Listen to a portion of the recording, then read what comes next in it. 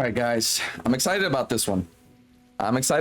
This is probably the best build in the game. I think the single best build in this game. Bard, Swords Bard. This build is broken, guys. It's so fucking good. Swords Bard is literally killer. I just need to explain something to you real quick, okay, on why this build is so good. For starters, Swords Bard can attack twice in one action, okay? That I'm not talking about extra attack. I'm talking about per extra attack, he can attack twice. That means he gets, let's see, with the extra attack, he gets 4 attacks total. It's crazy. Okay, it's nuts. Because with Swords Bard, you get this slashing flourish that lets you attack either the same guy twice or two different guys twice. Okay? And that means that he gets more attacks than even level 11 fighter. Okay, at level 6, he gets more attacks than level 11 fighter, guys. What? It's crazy. And he gets him at range with archer, whereas fighter would probably prefer melee, but I think they can do archer as well, but fighters are more melee oriented. It's nuts, guys. And even crazier, late game, they become the best, even mid game, they become the best spellcaster. It's insane. Let me explain some gear to you guys real quick. We'll start with some gear. Okay. First things first, Helmet of Arcane Acuity. You're actually going to get in Act 2, and this is kind of what's going to turn your spellcasting online. Before you get this helmet, you're going to be a strict damage dealer, basically, but you're going to be basically the best damage dealer, at least once you get your Slashing Flourish. It's crazy. So Battle Acuity, this is what it's all about. Whenever you deal damage with a weapon attack, you gain Arcane Acuity for 2 turns. Basically what this does is +1 damage to spell attack rolls and spell save DC. And it has a maximum duration of 10 turns, which is +10 spell attack rolls and spell save DC. This basically means you're going to be landing all of your control spells and any spells you want to hit, but basically your control spells are almost guaranteed to work on your targets, which is insane. And this builds super fast because, like I said, when you get this helmet, you're going to be level 6, which means you're going to have extra attack and you're going to have 4 attacks. You get 2 turns per. What's 2 times 4? That's 8. Okay, so now you've got 8 stacks of Arcane Acuity on your first turn. So that's +8, and then you can get +2 pretty easy. And this is Act 2, like not very far in Act 2 you can get this. It's crazy, okay? Ring of Arcane Synergy you actually get in Act 1 in the Creche. This is okay. When you deal damage with a cantrip, you gain Arcane Synergy for 2 turns. This is more important for the late game, so that you can get stuff online, but it can be nice because you can use this to get additional damage with your spellcasting modifier to all your attacks, which can be a pretty big boon.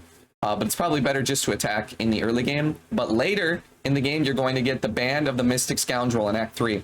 Early in Act 3, this is like you have to go to the circus, which is right at the start when you get to Rivington. It's crazy. After hitting a creature with a weapon attack, you can cast illusion or enchantment spells as a bonus action.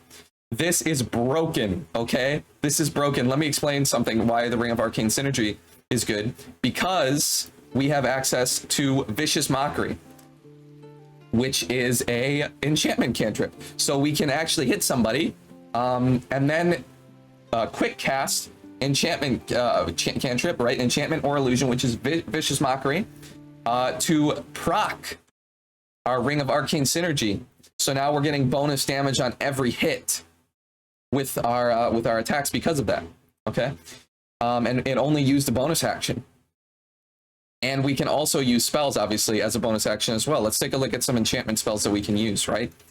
Some of the best ones, Hold Monster. We can use Hold Monster as a bonus, guys. A fucking bonus. What? Dude, that's fucking crazy. If we had command, we could also use that. Unfortunately, we will not be getting command, but if you do want to change a thing around, you could put a level into cleric and get command. That's up to you, though. I personally won't be doing it because I think that it's good enough without it, but that's a good option. Command is very powerful, but yeah, you can cast Hold Monster as a bonus action with this. You can cast Hold Person. It's crazy. Let's take a look at illusion as well. You could also cast, I believe, greater invisibility or invisibility at the end of your turn if you wanted with the bonus action to basically make yourself invulnerable. Fear, very powerful AoE control spell. So silence as well. If you wanted to cast it on some spellcasters with the bonus action, you could do that. Very, very, very, very, very fucking good, guys. Very, very solid.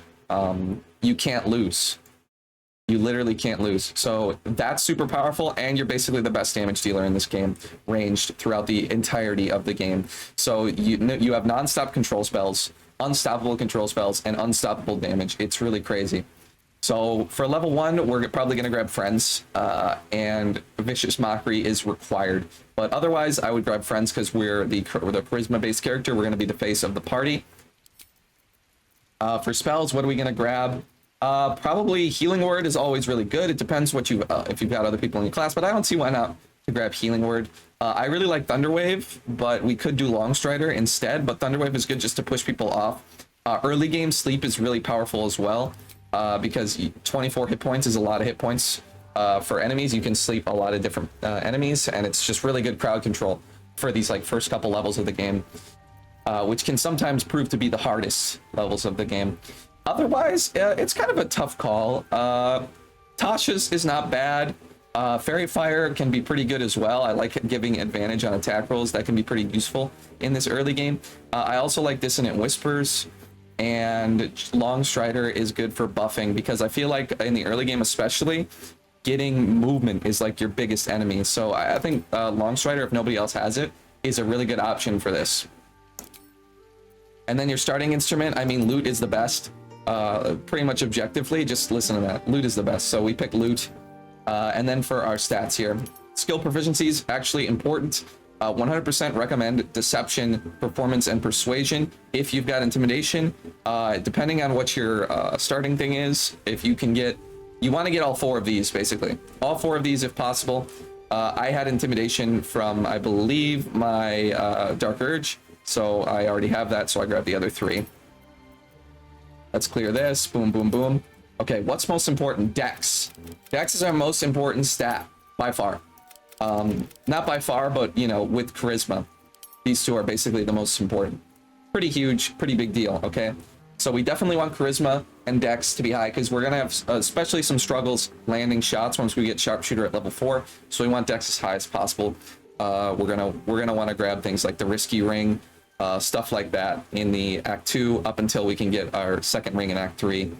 We're gonna want that for advantage on attacks. It's all about hitting with sharpshooter because sharpshooter adds massive damage, so we want everything we can there. Lots of dex. Otherwise, I mean, strength is irrelevant unless you get the Titan string bow, then I guess you could consider it, but I'd probably chuck a potion instead if you really wanted to use that. Constitution, I think this is pretty important, and then wisdom is just nice to avoid getting hit by some wisdom control spells. So yeah, there's that for level 1. We can head up on to level 2.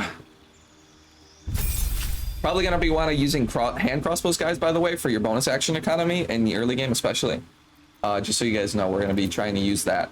So pick up those as early as you can. +1s you can get, I think, from maybe Damon, he sometimes sells them, and the one bitch at not Grimforge, Myconid Colony. The girl that sells like potions, or with the guy that you have to save that is getting the mushrooms. I've seen her sell some too. And then we can grab, like, I don't know, Dissonant Whispers here for level 2. Level 3. Okay, this is where we come online, boys. College of Swords, 2-weapon fighting. And we got our pew pews. Okay. This is going to be so savage, guys. Slashing Flourish. Plus 1d6 slashing. Attack up to 2 enemies at once. Up to 2 is the key word here, guys. Because I didn't realize this. I thought you had to attack 2 different enemies. You can attack the same guy twice. I classed off Bard. And then like a while ago when I first played, I classed off it because I'm like, this is ass, bro. I have to attack 2. Nope. The same person. Plus 1d6, bro. It's, you guys know the the fighter, the subclass fighter, where you get similar stuff to this. This is that, but better, but like literally twice as good. It's so fucking good. And then you also get mobile flourish, which is cool because it pushes people off cliffs. And if you really wanted, you could teleport to them, which is kind of cool. But the pushing them off cliffs is the notable thing. Only use this if you can't kill them with slashing flourish, but you can push them off a cliff and you don't care about their loot. And then, of course, defensive flourish. Defensive flourish is pretty awesome, guys. Okay. It's not as good as your slashing flourish, but it still does more damage. It won't get that second attack, but having a +4 to your armor class can be very useful. So if you really are like fearing for your life, and +4 to armor class is no small amount, this can be very good to land. Just make sure you actually hit it though, because if you miss, you don't get it. So yeah. It's College of Swords we picked. This is just so fucking good. College of Swords is like the best subclass in the game. It makes this the best class in the game. Pretty by a large margin. Like if I were to do a tier list, Bard would be like S+, and then like the other good class would be S. Like Abjuration Wizard type shit, you know? Swords Bard is just so fucking good. And it's stayed strong since the game came out. I don't think they're gonna nerf it or something crazy like that, because I think they realize that what's the point of nerfing like fun builds in a single player game? There really isn't. So respect to Larian for not caring that much about stupid shit like that in a single player game. Slash co-op, I guess. Alright, let's take a look here. For our spells, level 2 spell slots. Okay, what do we care about? I mean, I really like knock, but I would not take that on a character like this. Hopefully you have a wizard who has knock, because this is going to be very useful throughout the game. So you should definitely have like a wizard, probably an abjuration wizard. If you're running like an honor party, you should definitely actually have an abjuration wizard in there, because your abjuration wizard can get all of the cool spell save DC stuff, like the staff, like Marka Hesh gear and shit like that, and the robes and shit. Of the weave. And then your swords bard doesn't need that shit because he's got the fucking helmet of arcane acuity. You know, like he just doesn't need that shit, so it's just great. It opens up room. Swords bard opens up room for 2 powerful control casters, because they don't share the same gear. Like, it's just amazing. What would I pick for this? Maybe Silence. Let's see. Crown of Madness. Instill Madness in enemy. I mean, this is an okay control spell, but I don't know. It's really up to you. I like Hold Person. I like Silence. I like Clouded Daggers a little bit, but I think this is probably best on somebody else. It's okay. People really like Clouded Daggers. I just think it's kind of okay. I mean, it's good, don't get me wrong, for 2 instances, because it does 2 instances of damage, basically, on the first turn. One when you cast it, one when it's their turn. And it obviously blocks off chokes. So maybe Clouded Daggers. It's really up to you. Blindness ain't bad either. I like Shatter for... Shatter... No, I don't like Shatter. We don't really want damage, because we don't want to be using our action to be casting some sort of damage. So I would probably do, like, Hold Person, Crown of Madness, or Silence. I'm gonna go ahead and grab Crown of Madness, I guess. Confusion, or this is Enthrall. Nah, fuck that, that's garbage. Yeah, because our action should definitely be used for dealing damage, like, with our weapon attacks. We're not gonna worry about dealing damage with fucking a spell when we have a lot of damage via our slashing flourish and our flourishes in general. So cantrips, up to you. If you want to do like some like stealing shit, minor illusion is good. If you want to not have a torch, light can be good in Act 2, but you probably are going to get that early on anyway. Blade Ward can be solid, but not really, because you don't really want to be wasting your action on that. So I would probably say minor illusion or light. It really doesn't matter. Spells, you get another one, maybe Hold Person. Feet, sharpshooter, guys. It's going to be tough, though, I'm warning you. It's going to be tough to land your shots early in this game, because you don't really have that bonus yet to your attack rolls. So sharpshooter is going to be pretty difficult. You're going to want to get that Risky Ring Act 2 as soon as you can. Get to Moonrise fast to get that, because you're going to want advantage on your attacks. But it's just such a big bonus. So Sharpshooter, and just try to get anything, just try to keep your attack as high as you can, I guess, with anything you can. And toggle it off if you're not going to be able to land shots. And then use it on the weaker enemies, the ones that have a lower armor class, I mean.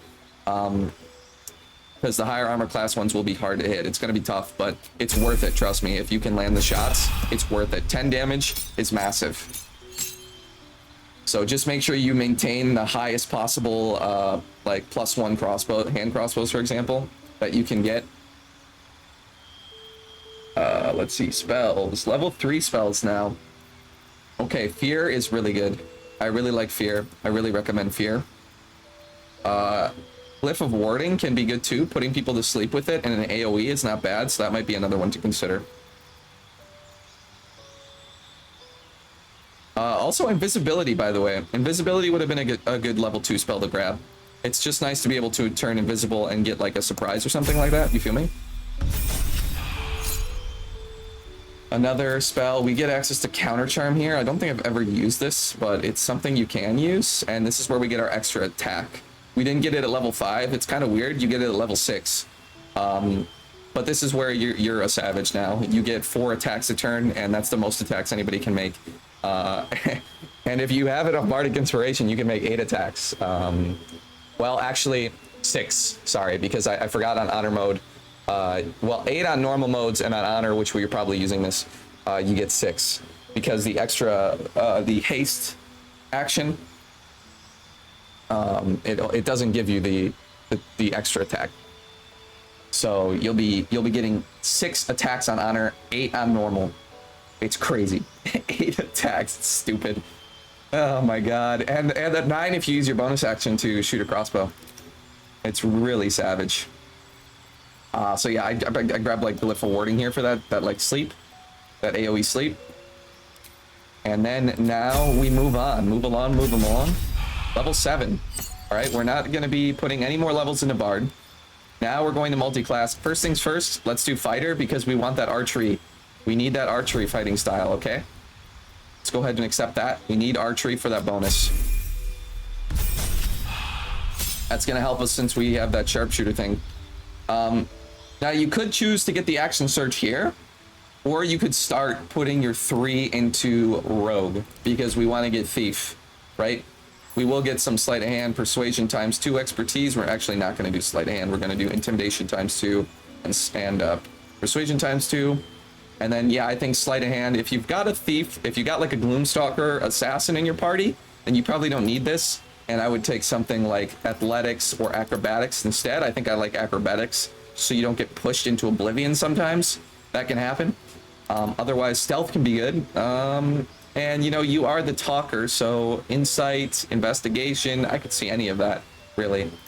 But acrobatics, I like acrobatics. But yeah, you could have also put that level 2 in a fighter for action surge.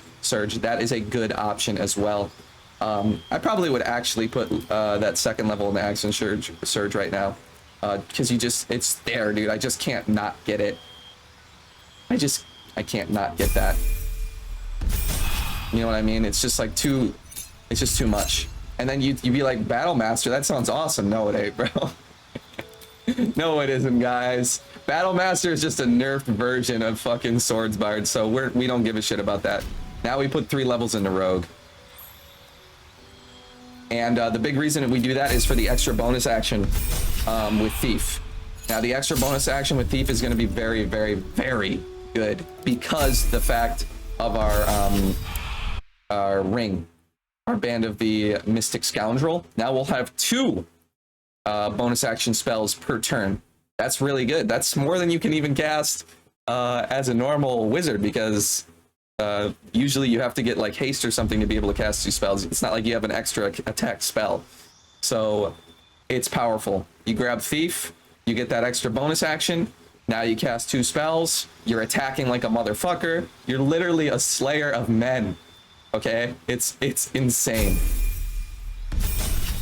Actually insane. Okay? All right, and now we're level 4. We grabbed the feat, right, guys? We grabbed the new feat, ability improvement. Let's get that dex up. Or we could get that charisma up too. If you hag stare your dex, you get it to 20, or you get your charisma to 18. Yeah, so that is an option. Or you could put another level into Bard if you wanted. You could put another level in the Bard so that you could get like a level 4 spell, like greater invisibility.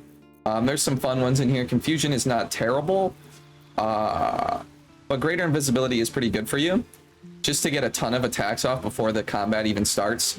If you can succeed those stealth checks. If you do choose this though, you're gonna want that proficiency in stealth, maybe even expertise in stealth. And starting as a halfling would be good too.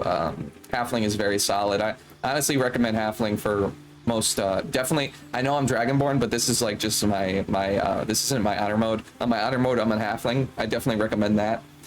Dwergar isn't bad either if you wanted to go invisibility for free, but greater invisibility can be useful. Yeah, so that's a good option too. But if you want more of the attack, if you want to be able to hit a little easier, you're still having a little trouble, dexterity is not bad.